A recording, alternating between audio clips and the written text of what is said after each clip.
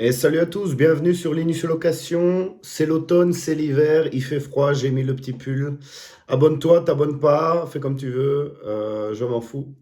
Aujourd'hui, je vais te parler de l'avenir des voitures, surtout des financements et des différentes formes de leasing. Je sais pas si tu as vu, en France, Macron avait parlé d'une voiture électrique à 100 euros par mois. C'est toujours pas disponible. Ça dépendra aussi le nombre de voitures qu'ils vont mettre en place. Mais je pense que ça va être une vraie tendance, en fait, de toujours devoir payer, en fait, perpétuellement pour avoir un moyen de locomotion. Alors, bien que les gens qui ont mon âge ou plus vieux encore, ils voulaient absolument avoir leur véhicule et l'acheter, la posséder. Maintenant, c'est occupé à changer. Déjà de un, parce que les nouvelles générations n'ont pas forcément envie de posséder quelque chose. De deux, ils n'ont pas spécialement non plus les moyens et ça devient de plus en plus cher d'avoir sa propre voiture. Donc ça complexifie aussi la chose. Et de trois, c'est qu'ils sont vraiment habitués à avoir des formules d'abonnement en tout genre, que ça soit... et je dis ça, mais moi aussi, en fait, hein. Avant, tu achetais ton CD de musique, tu l'avais, tu pouvais le prêter, le revendre et tout ça. Maintenant, tu as une formule d'abonnement Apple Music ou Spotify et tu payes tous les mois et tu trouves ça totalement logique. Alors, est-ce que c'est bien? Est-ce que c'est pas bien? Est-ce que c'est rentable? Est-ce que c'est pas rentable? J'en sais rien. Et de toute façon, je crois que c'est un peu la mouvance actuelle et que tu peux pas non plus changer d'époque. Enfin, les mœurs et les tendances de l'époque. Alors oui, évidemment, si tu veux, tu n'es pas obligé de faire ça, c'est clair. Mais voilà, c'est la tendance de fond, on va dire. Un autre point sur lequel j'aimerais bien parler, c'est qu'est-ce qu'il faudra acheter comme voiture, en fait, pour l'utiliser et qu'est-ce qui est le plus intelligent. En fait, le plus intelligent, c'est genre d'acheter une bagnole à 2 000, 3 000 euros, un vieux truc, bah, elle est solide quand même, je sais pas, une vieille Toyota Corolla ou la Toyota Yaris que j'avais, hein. Franchement, si j'ai un conseil, moi, à mon mois quand j'avais 18 ou 20 ans, c'est t'achètes ça et tu restes avec ça quoi, pendant 10, 15 ans. Ça sera payé en une fois en plus, sans crédit. C'est là-dessus que je vais en revenir, c'est par rapport au taux de crédit et tout ça. Mais tu payes une fois la voiture cash et puis voilà, tu es tranquille, t'as pas trop peur des griffes, de, de la perte financière du véhicule parce que 2 000 euros, il va pas descendre à 50 euros quoi. Au pire, ça vaudra 500 balles comme toutes les épaves qui recherchent à racheter et basta quoi. L'autre point aussi, c'est par rapport au taux des crédits. Alors, je suis un peu le marché américain et ce qu'ils font là-bas. Ils ont différents scorings bancaires sur leurs cartes et tout ça.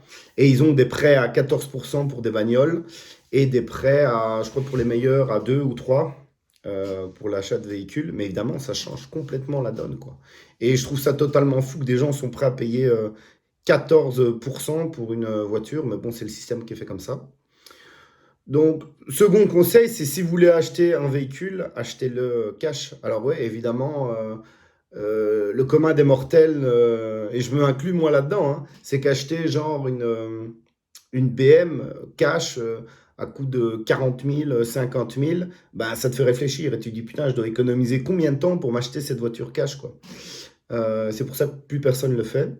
Alors, est-ce que ça va détruire les marchands de voitures et la vente de véhicules? Est-ce que ça va disrupter le marché, comme on dit? Alors, oui, mais eux aussi cherchent à s'adapter parce qu'évidemment, bon, quand je dis ça, ils doivent s'en douter, hein, clairement, ils cherchent des alternatives pour toujours vouloir te pousser ou te faire croire. Enfin, ils veulent vendre, ils ont besoin de vendre pour survivre, c'est aussi simple que ça. Donc voilà. En ne mettant plus le prix des voitures, ça j'en ai déjà parlé avant, c'est que tu vas sur un site et tu sais pas combien la voiture coûte, combien tu vas la payer en fait. Tu vois juste une mensualité. Oui, quelle est votre mensualité? Qu'est-ce que vous voulez comme mensualité? Oui, mais combien de temps, le taux d'intérêt et tout ça? Oh, on s'en fout, dites-moi 200 euros par mois, ça vous va? Et hop, et eux après derrière, ils ficellent tout ça en mettant un crédit, je sais pas, sur 6 ans, sur 7 ans, avec la prime de rachat à la fin, c'est ce qu'ils cherchent à faire.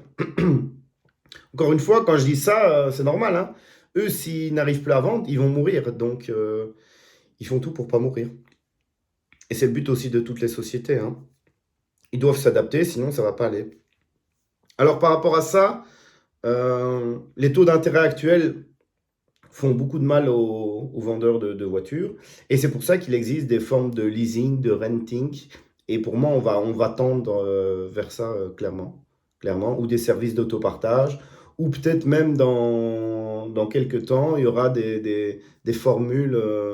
Ils le font déjà, hein, les concessionnaires, mais d'autres formules un peu style comme ce que fait le gars là, à Turismo avec des voitures de luxe. Ben, peut-être qu'il y aura la même chose déclinée avec des Clio, des C3 et autre chose, quoi. Et voilà, avec des âges, des formules d'abonnement différents, quoi.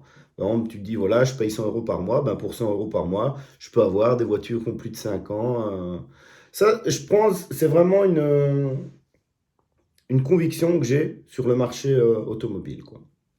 Mais si je pouvais vous laisser un dernier conseil, vous voulez absolument avoir votre voiture et pas dépendre d'un service ou d'autre, c'est acheter une voiture cash. Ça, c'est clair et net. Ne faites jamais de crédit pour une bagnole. Ou acheter des petites voitures, quoi. Donc voilà, si vous avez besoin d'une voiture de location, j'en ai plein de disponibles. Si vous avez une casse moteur ou autre, un accident, un membre de votre famille qui arrive, là c'est bientôt la fête de fin d'année, donc n'hésitez pas, contactez-moi, les liens sont en description. Et si vous voulez vous former dans la location de voiture et développer un petit business qui vous ramène un peu d'argent par mois au début et un peu plus si vous développez votre flotte, pareil, c'est dans la description. Ciao, ciao, à plus.